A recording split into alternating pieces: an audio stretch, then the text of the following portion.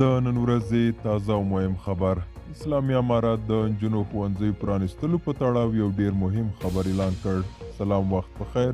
که غواړئ پوه شئ ویډیو تر پایه وګورئ او که تر اوسه پورې مو وطن میډیا یوټیوب چینل نه وي سبسکرایب کړی هم دا اوس یې سبسکرایب کړئ تر څو نوي او تازه معلومات تر تاسو در ورسیږي. د اسلامي امارات ویان ذبیح الله مجاهد وایي هڅې روانې دي چې ژر تر ژره له شپږم ټولګي پورته د نجونو ښوونځي پرانیستل شي او د دې ستونزې د حل لپاره په لوړه کچه کار پیل شوی دی. په تازه غبرګون کې د پکتیا قومي مشران وایي په دې ولایت کې له شپږم ټولګي پورته ښوونځي بیرته تړل کېدو خورا ناهیلي کړي او غوښتنه کوي چې هر څومره ژر باید پرانیستل شي. خو د اسلامي امارات ویان ذبیح الله مجاهد وایي د ټول هیواد په کچه دا کوشش روان دی چې دا ستونزه مناسب حل پیدا کړي. موږ لنډ دومره ویلی شو چې باید امیدواره واوسو.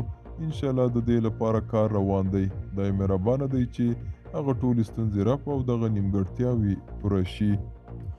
بلخوا د پکتیا قومي مشران وایي د نجونو ښوونځي بند پاتې کېدو سخت اندېښمن کړي او زیاتوي چې لورګانې کورونو کې د ښوونځیو پرانیستو ته په بېصبرۍ په تمه دي.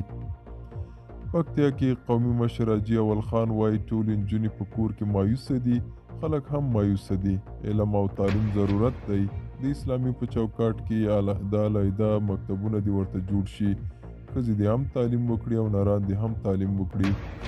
دا و زموږ نننی چمتو شوي ویډیو. تر بیا ښه وخت، ښې چارې.